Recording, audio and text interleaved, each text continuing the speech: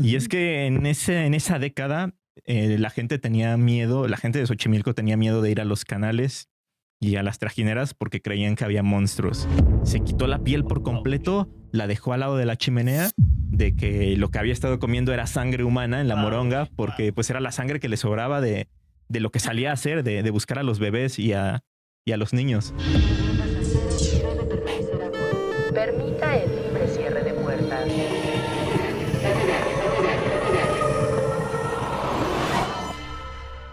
¿Qué tal, amigos? ¿Cómo están? Buenas noches, buenas tardes, buenos días. En el horario en el que se encuentren viendo este bonito programa en una edición más aquí del Macabros Podcast con el tío Taku. Muy contento de que estén aquí con nosotros. Muchas gracias por sus comentarios en los videos anteriores. Estuvieron bastante buenos gracias a nuestros primeros invitados que se estuvieron rifando como los grandes con unas historias bastante macabras y bastante paranormales, ¿verdad? Y hoy no es la excepción porque tenemos un programa muy interesante, bastante tenebroso, con suspenso y bastante misterio, lleno de mitos y leyendas. Así que, por favor, pónganse cómodos, como les digo en todos los programas, llámenle a los papás, a los abuelitos, al novio, a la novia. Pónganse cómodos que esto apenas va a comenzar. Así que yo no me encuentro solo. Del otro lado del micrófono se encuentra una personalidad que nos acompaña para este programa número 3, el buen Ismael de Leyenda Urbano. Isma, ¿cómo estás? Buenas noches. ¿Qué onda, Taku? ¿Cómo andas? Pues muchísimas gracias por la invitación. La realidad es que ya nos hemos visto un par de ocasiones, varias veces, hemos coincidido en algunas grabaciones, pero creo que nunca habíamos hecho como tal un contenido juntos. Entonces, Sí, para mí es un gustazo estar acá hablando sobre todo de estos temas que nos gustan, ¿no? Que es el terror y el misterio. Sí, ya habíamos coincidido en varias ocasiones. Que dicho sea de paso, nos encontramos siempre como en que alguien nos invita a grabar podcast, compañeros podcasters de terror. Nos invitan y siempre como que nos cruzamos en el pasillo, ¿no? O de repente en el mismo estudio de ¿cómo estás? Y qué chido que hoy tengamos la oportunidad de poder conversar un ratito de terror, ponerse pues, a gusto, ¿no? Mientras la banda pues está poniendo acá el cafecito ya en fechas de Día de Muertos, aprovechando también con un pancito de muerto y pues a gozar de un ratito de historias paranormales. ¿Cómo ves, mi querido Isma? Pues me parece perfecto. Sí, justo creo que es el ambiente ideal, ¿no? Luces apagadas, un buen chocolate con mezcal o algo, un pan de muerto, lo que sea, y a ponerse a escuchar historias porque traemos preparadas unas historias bastante aterradoras, me atrevería a decir. Eso es. Antes de comenzar con las historias, mi querido Isma, pues me gustaría que la gente conociera un poco o un mucho de todo lo que haces, porque pues, eres una personalidad, un personaje bastante interesante. Pues vamos a empezar. ¿Quién es Ismael de Leyenda Urbana? ¿Cómo te presentarías con la banda? Pues bueno, soy comunicólogo y periodista, fanático del terror yo creo que desde que tengo memoria, soy fanático del terror. Soy creador de un proyecto llamado Leyenda Urbana MX, el cual se dedica a contar leyendas, mitos, historias mexicanas sobre todo. O sea, sí, yo creo que el 90% de mi proyecto se basa en leyendas mexicanas. Cuando creé este proyecto, me di cuenta de que mucha gente hablaba de terror, pero muchos lo hacían como de manera general, ¿no? Y se contaban historias de todos los países, de todo el mundo, y me di cuenta de que México es un semillero interminable de leyendas y de historias, y creo que me pareció muy interesante escarbar todas las leyendas que hay en México, en todos sus estados, todas las provincias, todos los pueblos, y la realidad es que ya llevo como tal con el proyecto casi 10 años, porque Leyenda Urbana MX nació en 2016, falta un poco, y con el podcast como tal llevo poco más de 5 años, y en todos esos años no me he quedado sin historias, sin leyendas que contar. Siempre hay una que contar. Claro. Pero oye, Isma, ¿cómo nace en ti el interés de empezar a narrar y a escarbarle a la leyenda urbana, a todos estos hechos históricos que se cuentan, pues no solamente de nuestra ciudad, sino del país en general? Yo creo que, o sea, la semilla está desde que era niño. Yo recuerdo que en mi casa en alguna ocasión me encontré, estando en la primaria, me encontré un libro de cuentos de Edgar Allan Poe, Narraciones Extraordinarias. Empecé a leerlo, me gustó Y luego, no sé si te tocó a ti, Taku, encontrar estos libros delgaditos que vendían afuera de las escuelas o afuera del metro, Sí, afuera del libros de metro. 15, 10, de 20 pesos, Sí. que eran de leyendas coloniales. Entonces, también yo ahí pedía a mi mamá que me comprara esos libros Ujú. y fui leyendo y entonces se combinó como el terror gótico Sí. y después me di cuenta de que también en México había leyendas y había narraciones de terror. Y fue por ahí que ya cuando estaba más o menos por la universidad, queriendo como ya pues ejercer un poquito o hacer algo más relacionado con mi carrera, que, como te digo, estudié comunicación, Ujú. pues fue que me planteé la idea de no solamente contar las historias mexicanas, sino investigar un poco más qué hay detrás de ellas. O sea, Claro. por qué surgen, cuáles son sus variantes y el por qué pues nos dan miedo ciertas leyendas que en algún momento podrían parecer absurdas para otras culturas o para algunas personas, ¿no? Claro. No sé, el por qué nos da miedo un fantasma que se aparece vestido como un charro elegante o Ujú. cosas de este tipo. Entonces fue por ahí Claro. como esta curiosidad de saber por qué surgen o por qué nos dan miedo tantas cosas en México. Claro. Interesante. Por ejemplo, es como esto que mencionas, ¿no? Que hay detrás del charro elegante que se aparece de pronto en algunos pueblitos, ¿no? O en Tacubaya, que también está bastante sonada esta historia. Y no sé, también investigar por ahí por qué se aparece una mujer sonriente a veces en el metro, ¿no? O sea, la historia de la mujer sonriente también es bastante interesante. Pero antes de pasar a eso, ¿cuál fue la historia, la leyenda que a ti te atrapó? Que tú leíste y dijiste, wow, esto. Digo, porque desde niños hemos escuchado, ¿no? Que las historias que te cuentan de repente los papás, los abuelos, los primos, los amigos, ¿no? Claro. Y de chiquito dices, ay, ¿a poco sí, no? Pero tú, ¿cuál fue la leyenda o la historia, la experiencia, no sé, que te atrapó para empezar en esto? Sí, creo que tienes toda la razón porque creo que muchos de niños tenemos esos recuerdos que nos contaban sobre La Llorona Sí. o que leíamos en los libros de texto de la primaria que estaba la mulata de Córdoba o ese tipo de cosas. Ujú. Pero yo creo que a mí lo que más como que me intrigó y como que con lo que me adentré más fue esta época del internet primitivo, podríamos decirlo en Ajá. algún punto, antes del 2010, Sí. en el que empezaron a salir un montón de leyendas urbanas de México. Ujú. Entonces se hablaban de leyendas bien raras, como la leyenda de los tacos de perro que vendían en algunas taquerías o la leyenda de las agujas infectadas con alguna enfermedad en el Claro. cine. Entonces, todas estas leyendas que hasta cierto punto tú podrías pensar que tienen cierta parte de verdad en las que sales a la calle y dices, pues a lo mejor una de estas leyendas sí es verdadera. Ujú. Como que esas leyendas me dieron mucha curiosidad y fueron las que me atraparon. O sea, como tal, las leyendas urbanas. Oye, precisamente ahorita mencionaste algo bastante interesante, que la leyenda urbana esta de la jeringa, ¿no? Que te inyectaban ahí en los cines, que en serio a mí no me dejaban ir al cine de pronto por eso, era como, como Sí, el miedo de que mis papás me decían, no puedes ir al cine porque ahí hay te sientas, y te pica. ajá, para la gente, tal vez para las generaciones más jóvenes, esto de los pinchazos del metro, pues fue una leyenda que yo creo que, bueno, no sé si, bueno, no me quiero arriesgar a decir que es una leyenda de los pinchazos del metro, pues tiene cierta verdad, pero cuando éramos en nuestras generaciones más morritos, o sea, hace no mucho, eh, existía esta leyenda, ¿no? Que en los cines llegabas, te sentabas y de repente sentías Un piquete. un piquete, ¿no? Así como, ¿hay chinches o qué, no?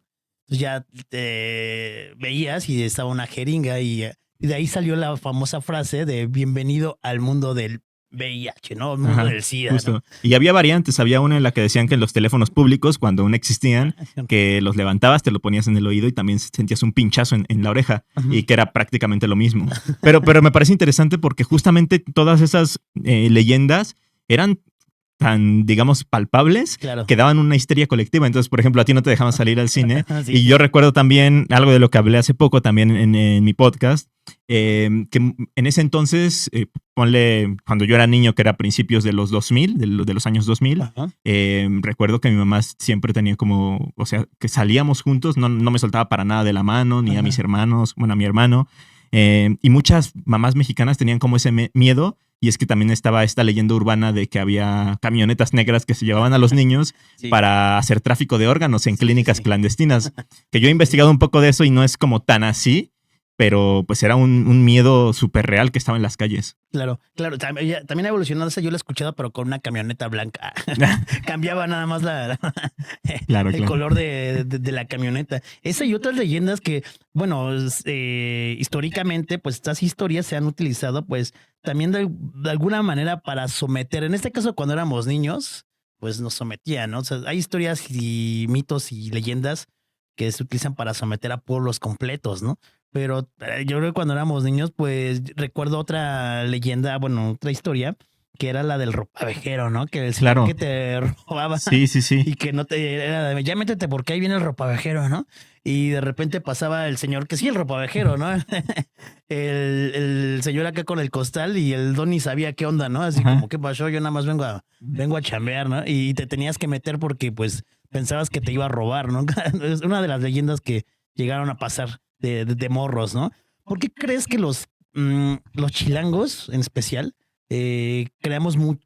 tengamos esta creencia en estas leyendas, en estos cuentos que nos decían? Sí, pues mira, básicamente las leyendas surgen para dar explicación a cosas que nos parecen inexplicables, que nos parecen misteriosas o que van más allá de nuestro entendimiento, pero también muchas veces surgen para que son lecciones morales o son advertencias. Entonces, antes de, por ejemplo, enfocarnos en las leyendas chilangas que nos dan miedo, pues en la antigüedad se creaban leyendas de, oye, no te vayas para allá en esa zona porque es un bosque que está oscuro y hay peligros, ¿no? Hay un barranco, hay un río profundo y te decían que se aparecía, no sé, un fantasma o algo así, y era como para causarte miedo y hacer que no fueras a esos lugares. Entonces, creo que fueron evolucionando esas leyendas y ahora, pues, la Ciudad de México es un monstruo. Y no es como que nos vayamos a perder en un bosque, a menos que estés muy en el sur, en Milpa Alta o cosas así. Entonces surgen estas leyendas más como para otro tipo de advertencias. O sea, la ciudad es grande, es caótica, hay mucha gente. Entonces surge la leyenda de lo que hablamos, ¿no? De los secuestros de los niños. Porque, oye, pues si te separas de tu mamá, más allá de que te vayas a perder, la advertencia era te va a robar esta persona y te va a sacar las córneas o una cosa así, ¿no? Ya muy extrema. Entonces surgen por ese tipo de cosas. Es como para tener cuidado cuando viajas en el metro, para que no vayas por un callejón oscuro en la noche, no sé, en alguna colonia que se considere peligrosa. Yo creo que es una evolución de ese tipo de advertencias o de ese tipo de historias para, digamos que para cuidarte, trasladadas a una época mucho más contemporánea y con miedos también más contemporáneos. Y es parte de lo que nos hace también humanos, ¿no? Tener miedo, el miedo a no te vayas para ese cerro porque se aparece la Llorona, ¿no? Bueno, yo de niño que vivía ahí en una zona de cerros, allá el Olivar del Conde, recuerdo que pues vivíamos cerca de unas barrancas y seguidos se escuchaban historias, ¿no? Que había brujas, Claro. En ocasiones se escuchaban llantos que decían, no, pues es que es la Llorona. Y pues no ibas, ¿no? Porque teníamos miedo. Entonces ya llegaba con mis amiguitos 7, 8 de la noche. Y pues ya no jugábamos en la barranca, ¿no? Ya nos regresamos cada quien a sus casas. Pero ya sabes, ya cuando vas creciendo y te quieres hacer muy valiente, sí llegué a hacer 2, 3 exploraciones urbanas en el cerro. Y nunca nos pasó nada, afortunadamente. Claro.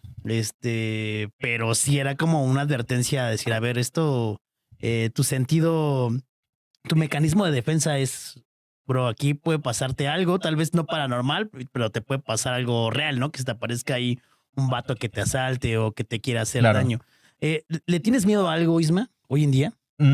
Pues no sé si te pasa a ti, y creo que les pasa a muchos creadores que después de tanto tiempo estar no solamente contando leyendas, sino escribiendo, investigando, pues te desensibilizas un poco, ¿no? Sí. Entonces ya no es lo mismo que cuando escuchabas historias, no sé, o en mi caso, llegando de la secundaria y que me ponía a buscar justamente leyendas urbanas o que me ponía a ver Obedece a la Morsa o cosas así, que te morías de miedo. Sí. Ahora, pues yo ya lo veo desde un punto diferente. Hace poco estaba en una presentación de mi libro y alguien me preguntó justamente algo parecido, que si yo le había perdido como el interés a los fantasmas o si me dejaban de interesar o de asombrar, porque ahora yo ya los veía como unas figuras arquetípicas que nos tratan de dar alguna lección o con las que se habla de ciertas cosas. Sí. Entonces, pues yo creo que los miedos siempre los vamos a tener, pero pues conservamos siempre muchos miedos primitivos, se podría decir. Claro. Entonces siempre nos va a dar miedo ir a la oscuridad porque no sabemos qué hay ahí. O nos va a dar miedo, pues no sé, una serpiente, una araña venenosa. Eso siempre se va a quedar. Sí. Pero bueno, miedos de este tipo como sobrenaturales, paranormales, Ya yo creo que estoy en otra parte en la que más bien como que me gusta, le tengo interés de ver o de investigar un poco acerca de estos. Y no sé si también te has dado cuenta que los miedos han evolucionado. Ujú. Entonces ahora lo que nos da miedo a nosotros, que somos una generación, al menos yo soy de los noventas, yo nací en los noventas, tenemos miedos muy diferentes a las nuevas generaciones. Entonces, pues podemos decir, a mí me da miedo, pues no sé, ver una bola de fuego en el cerro, porque crecimos con esos miedos, Sí, que claro. yo crecí en las faldas del cerro del Chiquihuite. Entonces sé que se contaba acerca de las bolas de fuego y de las brujas, y a lo mejor eso me puede llegar a dar miedo, pero a una generación actual a lo mejor lo que le dan miedo son estar en una estación del metro y entrar en un backroom Claro, sí, sí. de manera accidental, ¿no? Sí, sí, sí, sí, sí. Atrapado en el tiempo ahí Ándale, también. algo así. Oye, sí, interesante. Fíjate que esto que mencionas, Isma, en la evolución del miedo, justo, ¿no? De niño yo le tenía mucho miedo a La Llorona porque yo, en mi experiencia propia, pues según yo sí la escuché, que recuerdo que no pude dormir mucho tiempo, que tenía mucho miedo y le comentaba a mi mamá y me daba mucho miedo de repente escucharla en la noche de chavito, ¿no? Ahorita, ¿sabes? Tengo como muchas ganas de escucharla y estar como listo con mi celular y poder grabar una evidencia así de clara, como de estoy escuchando La Llorona. Pero mi querido Isma, vamos a continuar con algunas historias que nos traías preparadas para esta noche. Cuéntanos con qué vamos a empezar.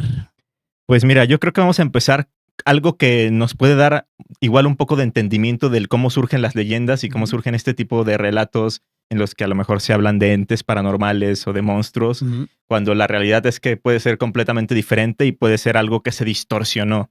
Entonces, no sé si, bueno, tú que hablas mucho de la Ciudad de México y que Ujú. tu contenido se basa mucho en lo chilango, y que seguramente habrás ido en alguna ocasión a echar unas micheladas con tus amigos a Xochimilco, en las trajineras. Yo no tomo. Ay, no. No sé si llegaste a escuchar sobre la historia de los monstruos marinos de Xochimilco. Los monstruos marinos de Xochimilco, no, no, no, nunca he escuchado hablar de ellos.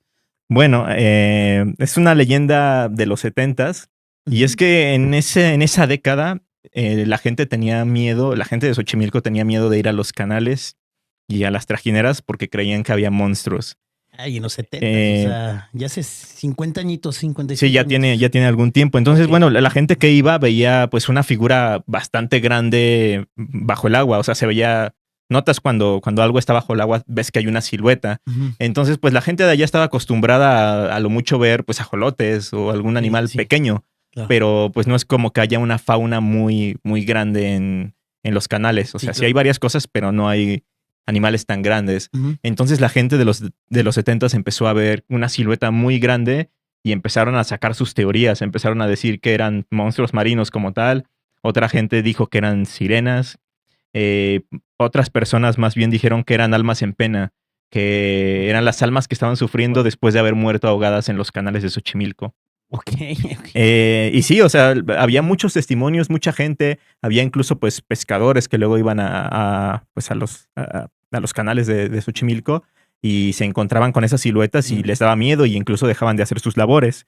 Pero resulta que todo tiene una explicación bastante lógica, ok. pero que igual es bastante interesante y bastante intrigante. Resulta que a finales del siglo XIX fue Sí. traída una especie invasora a Xochimilco. Se llama lirio acuático. No sé si lo has visto en alguna ocasión. No, no, Son no. unas plantitas que salen en el agua, que flotan y tienen flores. Ok. Entonces, ese lirio, pues no es una especie endémica de aquí de la Ciudad de México. Fue traída, cuenta la leyenda, que por un político estadounidense Ujú, que tenía buenas relaciones con Porfirio Díaz. Entonces, durante el porfiriato, ya a finales del siglo XIX, digamos que 1890 y algo, ujú. trajeron eso y como es muy lindo el lirio acuático, pues sí se implementó, lo pusieron en los canales de Xochimilco, pues para darle, no sé, para hacerlo más bonito, ¿no? Claro. Con lo que no contaban es que pues es una especie invasora y se considera también una plaga. Entonces crece mucho, es difícil de quitar y ya para los años 70 que te comento, justamente ya era un problema ecológico y ambiental en Xochimilco. Ujú. Las trajineras ya ni siquiera podían pues transitar libremente sobre el agua porque se atoraban, o sea, se quedaban atoradas y pues se exploraron diversas opciones Sí, sí, sí. para quitar ese lirio. Se quitaba manualmente, pero era mucho trabajo porque eran cientos de kilogramos que se tenían que quitar al día por Ujú. lo rápido que crecía. Y se les ocurrió a las autoridades de ese entonces, pues, traer a otra especie para que pudiera comerse el lirio, para que se pudiera alimentar de eso. Entonces pensaron en manatíes, ya que los manatíes, pues, hacen un equilibrio ecológico bastante interesante. Claro. Y pues empezaron a hacer trámites, le pidieron ayuda al gobernador de ese entonces en Chiapas, que era Manuel Velasco, no el Manuel Velasco que conocemos ahora, otro Manuel Velasco. ¿El padre o cuál? No sé, me imagino que son familiares, pero Manuel Velasco Suárez se llamaba. Y él era gobernador de Chiapas en aquel entonces. Muy interesante, fíjate. Y les dijo, pues yo de aquí del río Grijalva, pues les puedo donar 4 manatíes. Se los llevan a Xochimilco y que los manatíes se coman el lirio. Les pareció una buena idea a las autoridades de Ciudad de México. Y efectivamente, en el 76 trajeron 4 manatíes, los dejaron en los canales y pues empezaron a comer el lirio, pero no tanto como, o sea, no acabaron con el lirio como se pensaba. Y además hubo una estrategia muy mala porque nunca le avisaron a nadie. O sea, las autoridades los dejaron ahí y no hubo un aviso para las autoridades, o más bien para los pobladores de Xochimilco. Y entonces la gente de un día a otro empezó a ver figuras gigantescas debajo del agua y se asustaron y empezaron a sacar sus teorías. Claro. Y bueno, pensaron que eran monstruos, que eran sirenas, que eran almas en pena. Y el desenlace pues fue bastante triste porque muchos valientes dijeron, ¿saben qué? Vamos a cazar a estos monstruos porque están sedientos de sangre y en cualquier momento nos van a comer. Sí, claro. Y terminaron cazando a los manatíes y no eran monstruos. Se deshicieron de ellos en vez de... Sí, y siguió creciendo el lirio. De hecho, hasta el día de hoy el lirio sigue siendo un problema en Xochimilco y se dice que sacan, o sea, cientos de toneladas de lirio al año porque pues es un problema y todavía se están buscando soluciones. Ya no han querido traer manatíes, lógicamente, pero justamente a eso quería llegar, a que pues algo que es completamente normal, al ser desconocido para cierto grupo de personas, se convirtió en una leyenda urbana y se creía que había monstruos en Xochimilco. Oye, qué interesante. Fíjate que yo me imagino a la gente de esos años cómo se habrán espantado, ¿no? Al ver pues, ¿cuánto mide un manatí? O sea, si es, ¿qué será? ¿Más 2 metros? Pesan unos 250 kilos, imagínate. Sí, ¿no? Y el manatí ahí saliendo ahí a saludar a la banda y es como, no, güey, échale. Hoy en día lo veo súper difícil. Para empezar, supongo que ya es una especie protegida. No sé. No eres experto en manatíes. No soy experto en manatíes, pero considero que entre todo el bullicio que tiene nuestra ciudad y especial Xochimilco. Sí, ahora es dificilísimo estar en Xochimilco. Yo he ido fue, no sé, hace un par de años y hay tráfico de trajineras. O sea, es una locura. Sí, es horrible. De hecho, yo por ahí también estuve hace como 2 domingos y fue horrible, o sea, no avanzabas, o sea, estábamos detenidos ahí en Xochimilco, la trajinera no avanzaba. Sí, llegas del tráfico para llegar a Xochimilco y te metes al tráfico de trajineras. Sí, de hecho, por ahí tomé una foto, a ver si la tengo y la voy a poner aquí. Sí. Pero oye, qué historia tan interesante, Isma. Fíjate que Xochimilco precisamente es un nido de historias y leyendas. El viernes pasado también acudimos al show de La Llorona. Ah, claro.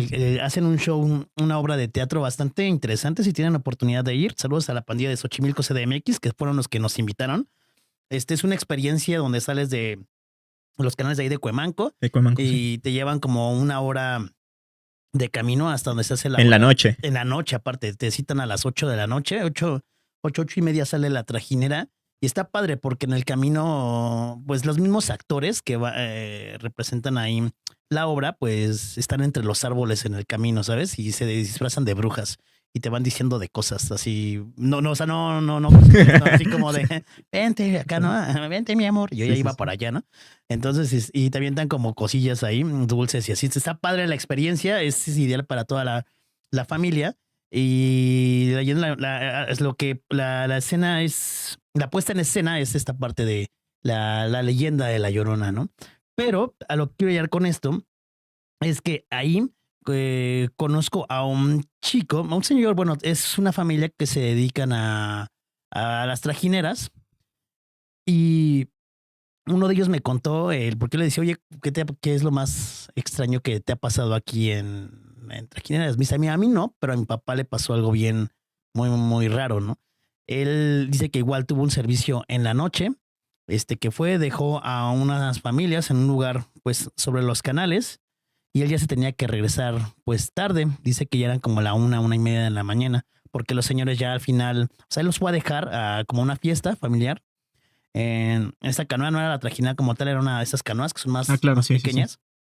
Y me dice, no, pues es que al final la familia al parecer se enfiestó ahí con sus otros familiares y le dijeron así como, ¿sabes qué, José? O sea, el papá de, ¿sabes qué, José? Ya aquí nos vamos a quedar, ¿no? Ya regrésate. Mañana ven por nosotros, ¿cuánto nos cobras?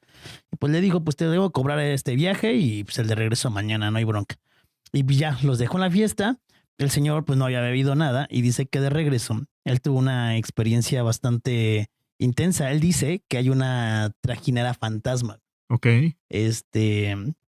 Entonces, el señor dice que ya venía pues de regreso, venía tranquilo, solo. Si han tenido la experiencia, no sé si tú has tenido la experiencia de estar en esos canales de Xochimilco en la noche, es nada más escuchas Sí, sí, el sonido de cómo van remando, Y no se ve nada. no se ve nada, uno que otro animal que te asusta, algunas aves medio extrañas.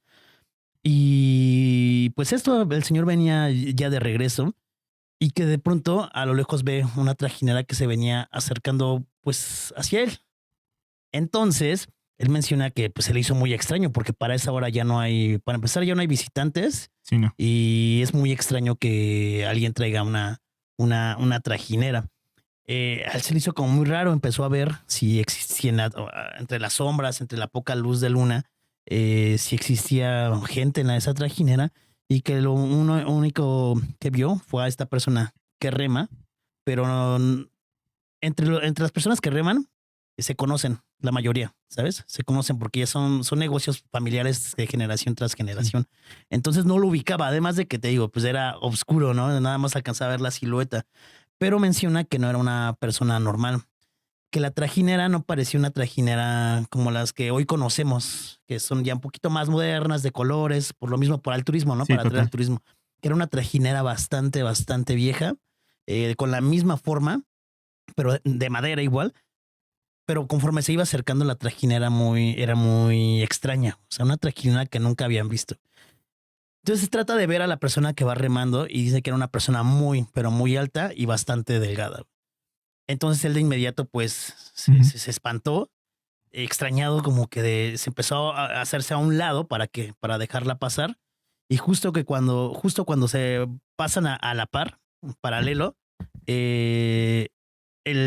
él ya no pudo, él dice que su papá ya no pudo aguantar ver a la persona porque intentó incluso como saludarla, ¿no? Así como de buenas noches para ver quién era, pero el habla se le había ido por la impresión, porque dice que era una trajinera que nunca habían, lo que te decía, que nunca habían visto, una persona que nunca habían visto, y que la persona ni siquiera estaba vestida como, pues comúnmente los que van remando Claro. están muy cómodos, ¿no? Él dice que venía todo de negro y venía solo y remando la trajinera. Entonces pasa a un lado, él pues ya como pudo salió del shock y llegó, corrió con su familia. Dice este chico que hoy se dedica también a remar ahí, que él estaba todavía más chiquito, que su papá llegó y les contó la historia, ¿no? Así como de que llegó muy espantado, que llegó blanco, que todavía su mamá le preguntó que si había tomado algo, ¿no? Como, oye, ¿tomaste o qué? Le dice, no tome. Pero dice que se le había parecido una trajinera fantasma. Entre sus contactos, entre los compitas ahí como de platicando, y muchos decían que pues era una trajinera que manejaba el diablo, ¿no? Y que, era la trajinera del diablo y que era mejor pues no entablar con esta persona. Otros dicen que era una persona que se dedicaba también a remar, pero que por un accidente había caído en una borrachera. Ajá. O sea, es otra versión, ¿no? Que en una borrachera, se había caído y había muerto ahogado, ¿no? Otros dicen que sus mismos amigos lo empujaron porque su trajinera, según era muy bonita y les quitaba mucha clientela, entonces por ahí lo desvivieron de manera a propósito y se quedó como con este coraje y sigue todavía en los canales de Xochimilco buscando, pues no sé si venganza o buscando a estas personas que lo aventaron, que bueno, y eso fue hace muchos años, pero todavía dándose el rol en algunas zonas de Xochimilco. No es la primera persona que me decía, ¿no? Este chico, no, mi papá, que se llama Don José, me dice, papá, Don José no es la primera persona que ha visto esta trajinera. Ha habido incluso otros compañeros que se les ha aparecido con visitantes, pero principalmente cuando vienen con un estado etílico, cuando ya traen ahí unos tragos encima, es cuando dicen que se les ha aparecido y pues mucha gente, ¿no? Yo desconozco las zonas del embarcadero, todo esto, pero Xochimilco es grandísimo, es gigantísimo, ¿no? Y hay zonas muy, muy oscuras, y precisamente eso, ¿no? Me decían, Aguas, no se te vaya a aparecer la trajinera del diablo, ¿no? La trajinera de esta persona que anda por ahí rondando, nada más te espanta, no hay un hecho ahí mayor. Y pues interesante esa historia. A mí me encantó, se la preguntaba a él, me decía, sí, pues es que hay una historia aquí de una trajinera que anda rondando por ahí. Y precisamente en esto me dio la oportunidad de platicar con una de las actrices de La Llorona, de las que participa, y también yo le decía, oye, y pues fuera de la interpretación, o sea, real, sí se escucha La Llorona. Y sí, también me ha contado que Xochimilco pues es un lugar que le encanta a La Llorona, tal vez por la historia misma que trae. Pero pues sí, o sea, te digo, es un nido de historias interesantes. Xochimilco tiene muchísimas. Esa es una entre varias que por ahí me han contado amigos que viven ahí en Xochimilco o personas con las que he tenido la oportunidad de convivir. ¿Por qué? Porque me gusta esta parte de cuando voy a lugares nuevos, preguntarle fíjate que es como muy curioso porque siempre que llego tal vez a un museo, de repente hasta con los polis así de, oye, ¿y aquí espantan? Oye, sí, jefe, no, pues yo aquí me he quedado. Y ya te cuentan una historia y es, ¿a poco sí? No, sí, mira, ahí mejor ni se acerca, ahí se aparece una monja, ¿no? Y te quedas, y bueno, pues entre es la realidad o el mito, pues eso es lo que crea como esta parte del misticismo, ¿no? De la leyenda o el mito urbano. ¿Cómo ves mismo? Sí, bueno, a mí me parece muy curioso el hecho de que se aparezca también la trajinera, ¿no? Porque pues cuando te hablan de fantasmas siempre se habla de que hay fantasmas justamente por las creencias religiosas, por la existencia del alma o del espíritu. Entonces es esa reminiscencia lo que se aparece. Pero ya en objetos inanimados a mí siempre me ha parecido curioso cómo es que se puede llegar a ver la trajinera incluso. Claro. O como hay leyendas de barcos fantasmas. Hay una en Chile, por ejemplo, que se aparece un barco fantasma. Ajá. Y siempre me ha parecido curioso cómo es que esos objetos también puedan llegar a ser fantasmas, ¿no? Sí, o también me lo he preguntado en el tema de los animales. Por ejemplo, el charro negro es porque se aparece con su caballo. O sea, los animales también tienen un alma igual que la de los humanos. Pero, o sea, más allá de eso, pues también creo que sí, Xochimilco es como también un nido de leyendas. Tal vez sí por su pasado, por la presencia de agua, porque precisamente La Llorona se relaciona siempre con el agua y siempre dicen que aparece en lugares de agua. Y también, no sé si también un poco lo que comentas, ¿no? De que la gente que llega a ver ese trajinera fantasma, pues es gente que ya tiene unos tragos encima. Y creo que también es un común en muchas leyendas que muchos espectros se les aparecen a personas en estado etílico. Sí. Hay una leyenda muy interesante que es la ciguanaba, me parece, en Oaxaca, que es ¿La qué? la ciguanaba. Ciguanaba. Sí, Okay. creo que sí es ella en específico. Entonces se cuenta que se le aparece a los hombres de los poblados de Oaxaca cuando salen de las mezcalerías y van a su casa en las noches. Entonces ya salen, van caminando en la noche y se les aparece, la ven muy guapa, les atrae, se acercan a ella y cuando se levanta como un velo que trae en la cabeza, tiene cara de caballo, cabeza de caballo. Y así hay muchas historias en las que se le aparece a gente que está tomando y también sirve como una advertencia o es como un castigo así de, oye, si tomas y sales en la noche todo el tiempo, pues te puede pasar algo de este tipo. Sí.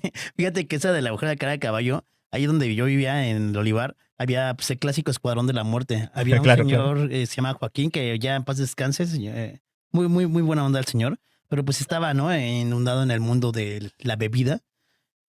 Y él también me contó esa historia, fíjate, que igual, porque pues había barrancas, te digo, y dice que un día que ya venía caminando, pues, ya de regreso en el cerro, que igual vio a una mujer bastante guapa, pues a mitad del cerro, pues él acá, ya sabes, entre el estado etílico y andar de ojo alegre, pues dijo, no, pues ya se me armó, ¿no? Y que la mujer como que lo empezó a guiar a través del cerro, así, empezaron a caminar en el cerro. Y justo cuando él la intenta tocar, o sea, la mujer voltea y precisamente, ¿no? Tiene así una cara de caballo y su impacto dice que es así que hasta se le bajó, ¿no? La borrachera y que justo cuando antes o sea, ya no siguió caminando, que quedó a la orilla de la barranca, o sea, poquito más y el señor se iba para abajo. Muchos borrachitos o gente pues que estaba en estado, pues morían ahí de repente porque pues como se metían en la barranca y no veían, no medían, pues iban para abajo. Entonces él dice que por eso dejó de tomar un rato nada más, ¿verdad? Un rato. Sí, sí, sí. Pues dice, porque le decimos, ¿cuándo dejaste de tomar, Joaquín? No, pues una vez que se me apareció la mujer cara de cabrón. Wow. Entonces, ¿cuál? A ver, cuéntala. Y te la contaba con un miedo. Dice, no, hijo, yo me dio un buen de miedo, que pues hasta se le bajó acá la borrachera y que dejó de tomar un rato. Pero bueno, ella andaba inmerso en el alcohol y pues ya, esa es otra historia. Pero sí, considero que esa es buena. Y dicho sea de paso, ahorita que decís lo de la trajinera, también hay una historia de el vagón, perdón, del tren del metro que según se aparece. Esa me la han mandado como 3 o 4 veces. Ok. Ahí en el metro Viaducto, en línea 2, que precisamente este 20 de octubre fue en el 75. O sea, ya 50 años del primer encontronazo del metro de la Ciudad de México. En el 75 ahí chocaron 2 trenes. O sea, imagínate, apenas llevaba 6 años funcionando el metro. No es cierto, menos, sí, 69, 75, sí, ¿no? Entre 5 o 6 años. Y ahí tuvieron el primer encontronazo de trenes del metro. Y también fue un accidente horrible. O sea, si tienen la oportunidad de ver ahí las fotos, voy a poner unas aquí en la pantalla de cómo quedó ese tren. Hubo 30 muertos y decenas de heridos. Y mucha gente menciona que este tren que hay un tren que se aparece en las madrugadas en esta línea, que lo ven las personas que están en la parte de afuera. O sea, una historia dice que un chico llegó y le dijo, oye, déjame pasar. Pues él también venía como a una fiesta, casi 2 de la mañana, imagínate, ya cuando el metro no tiene servicio, y pidió el chance de pasar porque según él había servicio en el metro. Y dijo, tal vez es una hora especial donde están dejando pasar, porque en ocasiones ha pasado que en festivales o así, al metro lo han dejado así muy, muy tarde, ¿no? Por mucho han cerrado hasta la 1:30 de la mañana, ¿sabes? Y que los policías fue así de cámara, dijo, no, joven, perdón, digo, no, joven, pásele. Y él relata que él vio un tren fantasma, pero que los policías también han escuchado desde los torniquetes o desde las casetas donde cuidan, cómo se acerca un tren. Y ellos se quedan así como o sea, desde que escuches el tren, pues no tienen ningún reporte, no tienen que tener el reporte de si los trenes se están moviendo en la madrugada.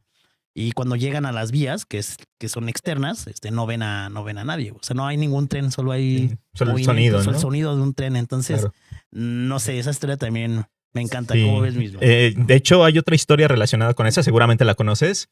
Y es que justamente ¿en qué estación fue el accidente? ¿Me recuerdas? Viaducto. En Viaducto.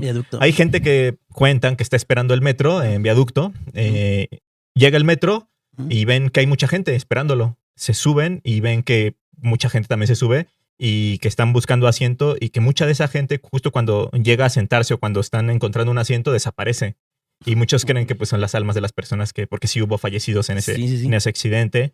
Y también estaba la leyenda urbana de que pues se habían reacondicionado el tren que tuvo el impacto, los trenes que tuvieron el impacto, que nada más se reacondicionaron y se volvieron a poner en marcha, y que por eso se quedaron como las almas de estas personas. O sea, hay como muchas versiones de estas leyendas. Que de eso no tengas duda, no tengan duda tampoco. Muchos de esos trenes que han tenido esos accidentes se reacondicionan, porque obviamente son trenes, no es como que te traigan las piezas así de necesitamos unas nuevas piezas, armar un nuevo tren, ¿no? Acá nada más le echamos polish y luego lo armamos. No, sí tienen que reacondicionar esos trenes, y hay muchos trenes que siguen reacondicionados.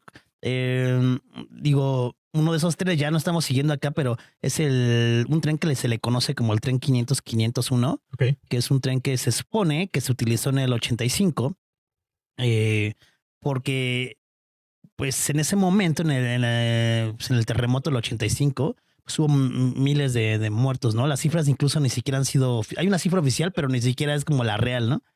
Y en esos años, pues ya no había... Todas las ambulancias estaban ocupadas, los servicios de emergencia estaban colapsados. Y dice la historia, o dice la leyenda, que en ese momento el metro no estaba funcionando, no se podía utilizar, pero que utilizaron un tren, este tren que así se identifica como el tren 500-501, para trasladar cuerpos a diferentes puntos de la ciudad. Entonces, según se dio la orden de gobierno, para que en las noches, de la manera más discreta posible, se utilizaran algunos vagones de este tren para trasladar algunos cuerpos. Muchos cuerpos fueron trasladados a diferentes morgues, algunos se dicen que fueron trasladados al estadio del IMSS, que está ahí en... Lo que ahora es Parque Delta, que ahora es Parque Delta. Porque sí, decían, ¿no? ¿Cómo vas a llevar a tantos? O sea, ¿cómo van a llegar? Entonces se utiliza este tren y pues obviamente queda pues con el olor a putrefacto, ¿no? El olor bastante fuerte. Cuando regresan el tren, pues tienen que limpiarlo y por más que lo limpiaban, el tren obviamente tenía este olor, ¿no? Seguía con el olor a muerte.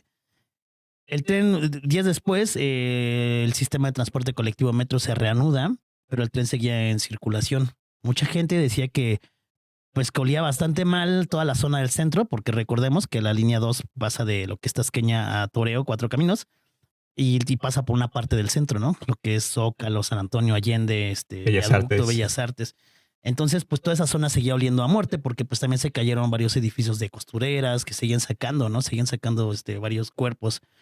Y es que mucha gente decía, no, es que no nada más huele a muerte en esa zona, huele a muerte todo el camino. Pero en especial ese tren.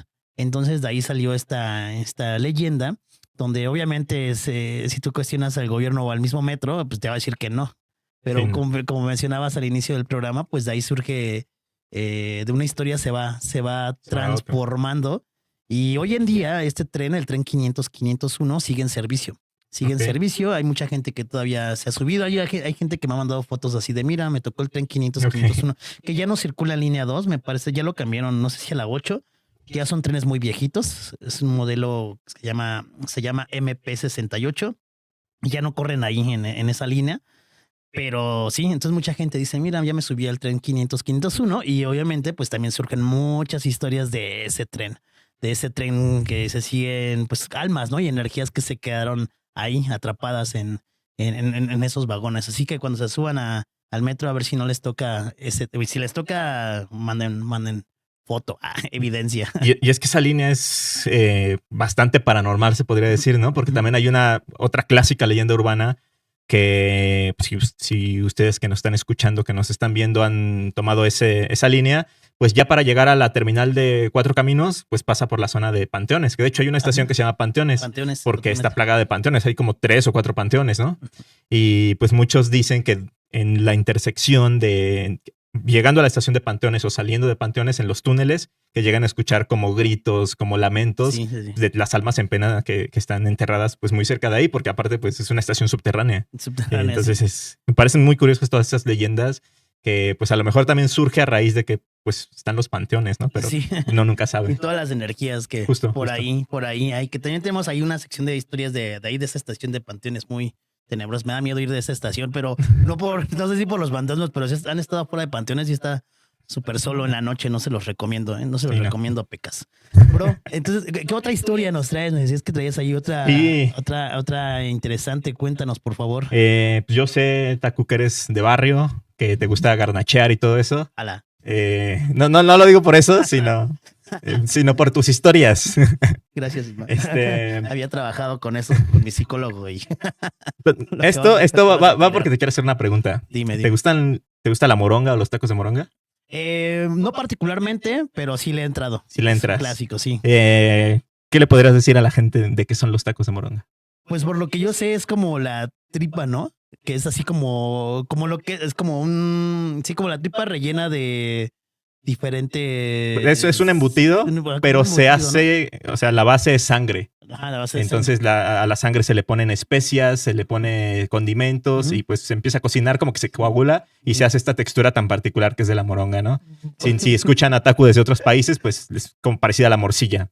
Ok. Entonces, es un alimento que es para aprovechar pues todas las partes de los animales. Todo lo que nos comemos, güey, pero perdón que te interrumpa, sabe riquísimo, pero ya cuando lo describes, sí, no. Wow, y ahorita me estoy comiendo, ¿no? Sí. Es como comerte unas salchichas, es como de sabe riquísimo, pero pues, ya cuando tiene un buen de cosas. ¿Cómo se hacen las salchichas? Sí, bueno, esta historia tiene que ver un poco con ese alimento.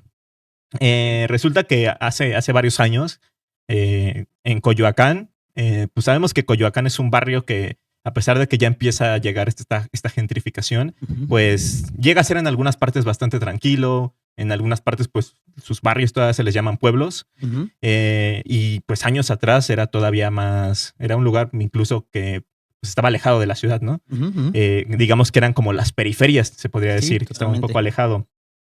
Bueno, resulta que hay una historia muy interesante y muy aterradora que se desarrolla en Coyoacán. Cuentan que pues en esas épocas había como que muchas historias acerca de una mujer o de una bruja. Decían que había brujas. Y la gente se aterraba mucho al salir a las calles empedradas de Coyoacán. Ujú. Se corría el rumor de que había una bruja.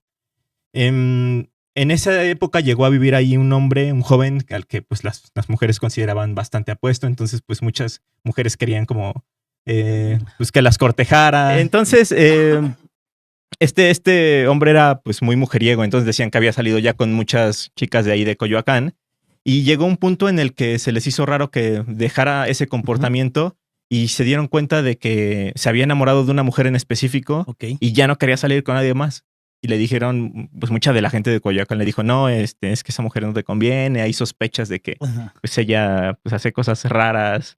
Y pues a él no le importó, como que Claro. se enamoró casi como si lo hubieran embrujado y se quedó así clavado con ella y le propuso matrimonio. Ujú. Se casaron y pues resulta que estaban viviendo bien relativamente, ¿no? Sí, sí, sí. Lo que a él se le hacía muy raro es que esta mujer lo único que sabía preparar de comer o lo único que preparaba todos los días era moronga.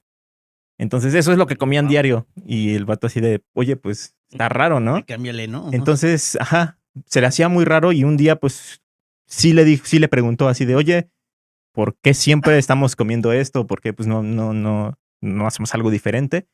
Y ella le dijo, bueno, es que mi papá tiene un rastro. Entonces, pues vende la carne y pues lo que sobra siempre lo reparte para mí y para mis hermanos. Y le dice, pues a mi hermano le tocan las vísceras, a mi otra hermana que también es mayor, pues le tocan Wow. así como las patitas o cosas así de los animales. Y pues a mí, que soy la menor, pues lo que me da, lo que queda es la sangre. Y pues eso la aprovecho para hacer de comer. Y pues la explicación no le terminó de convencer mucho. Sí. Y le comentó a uno de sus amigos, oye, pues es que pasa esto con esta mujer.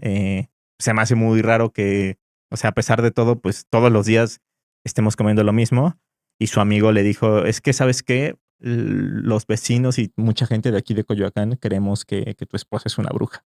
Y que pues esa sangre que ocupa es la sangre que le sobra de cuando sale a alimentarse de los bebés o de los niños. Sí, sí, sí.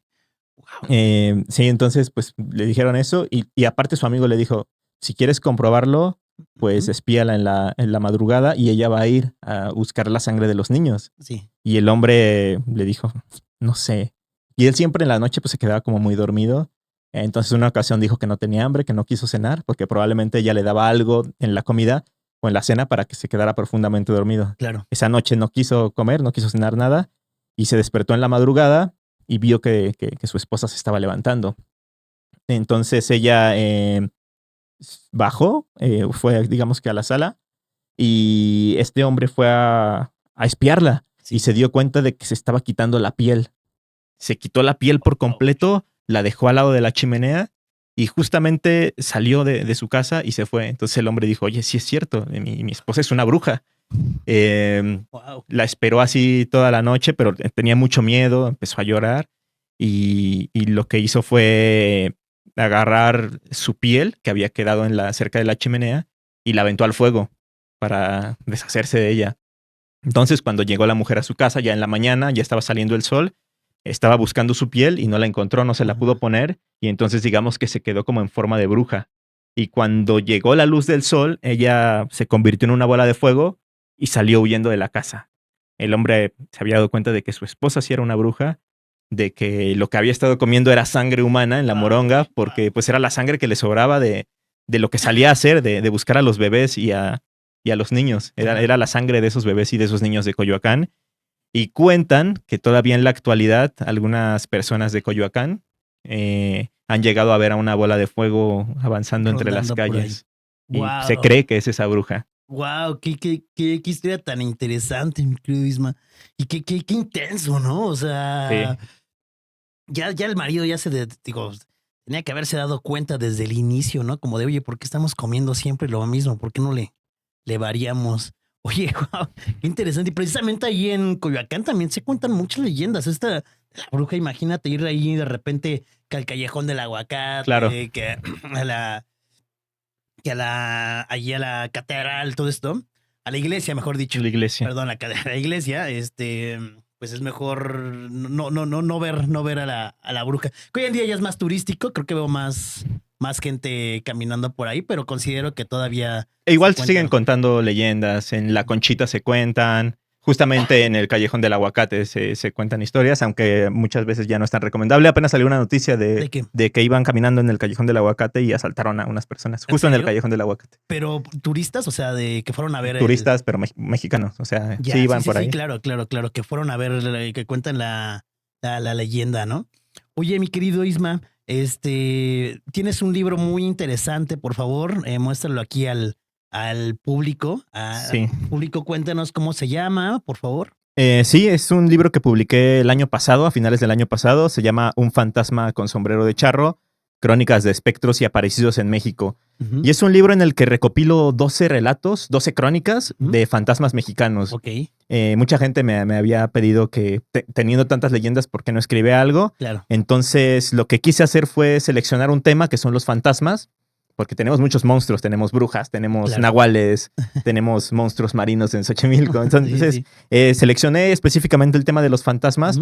Y son fantasmas icónicos que han aparecido en el podcast, pero en una versión corregida y aumentada. Claro. Entonces hago una investigación un poco más profunda de cada uno de los fantasmas para descubrir su origen, sus variantes, saber el contexto y el por qué nos dan miedo. Entonces hablo de el Charro Negro, hablo del fantasma de la tía Toña, hablo del fantasma de Plutarco Elías Calles, de un fantasma que se aparece en el Panteón de San Fernando. En fin, son 12 fantasmas diferentes. Y sí, pues ahora lo estamos presentando. Todavía seguimos en promoción. Qué chido. Oye, ¿dónde lo puede encontrar la gente? Lo pueden encontrar en vía web, en Buscalibre, en la página de Gandhi, en librerías Gandhi de todo el país y en librerías del Péndulo también. Ok. Mi querido Isma, muchas gracias. Lamentablemente se nos ha acabado el tiempo, pero estoy seguro que no será la primera vez que te veamos en este espacio. Ojalá tengamos oportunidad de que nos acompañes para que nos cuentes más historias.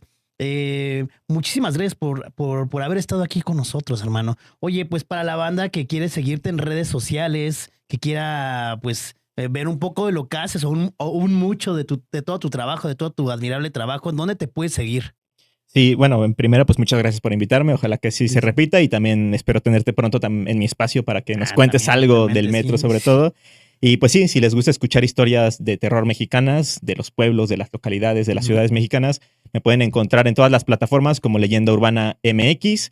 Me encuentran en Spotify, en YouTube, en todas las plataformas de audio y también en redes sociales me encuentran como Leyenda Urbana MX. Estamos ahorita en la 7ª temporada con temas bastante interesantes como los que te platiqué hoy o como los que charlamos. Claro. Así que si les gustan estos temas y estas historias, pues pueden pasar a escucharme. Va. Sí, que de hecho nos faltaron varias historias, que Isma nos traía preparadas. Lamentablemente el tiempo no nos deja y es que así pasa, Si siempre preparamos algo. Yo también traía aquí otra historia más que ya no nos dio chance de platicarla, pero estoy seguro, como te menciono, tendremos una segunda oportunidad de vernos. Y bueno, mientras eso pasa, ustedes por favor vayan a sus redes sociales y comenten un poco de su trabajo, síganlo y está bastante chido. Mi querido Isma, pues muchísimas gracias, te agradezco nuevamente por haber estado en este espacio. Y pues lo último que le quieras decir a la gente que nos está viendo. Pues nada, que escuchen historias mexicanas. Sé que hay terror en todas partes, pero creo que en México tenemos un montón de historias tradicionales, así que creo que es necesario voltear a ver también un poco más para acá y escuchar todas estas historias. Afortunadamente hay muchos proyectos como el tuyo o como otros que hay actualmente que sí se enfocan en esto. Y pues nada, que pasen buenas fechas de Día de Muertos y pues nos seguimos escuchando. Muchas gracias. Seguiremos escuchando, amigos. Pues ahí está. Muchas gracias, Isma. Gracias a ustedes por haberse quedado hasta el final de este programa. Estoy muy contento porque vamos bien, le seguimos echando bastante ganas. Y por último, pues quisiera comentarles, si ustedes quieren participar en este podcast, conocen a alguien que nos digan, Taku, esta persona, deberías invitar a esta persona, o yo soy un experto en este tema, o también estoy realizando mis trabajos, tengo un libro, tengo un proyecto que vaya hacia lo paranormal. Pues bienvenidos, échenme un mensajito y ahí lo vamos platicando, ¿va? Así que, señores, muchas gracias, que sigan teniendo una excelente semana, una excelente tarde, una excelente mañana o una excelente noche. Yo soy Taku y nos vemos en el próximo video. Adiós.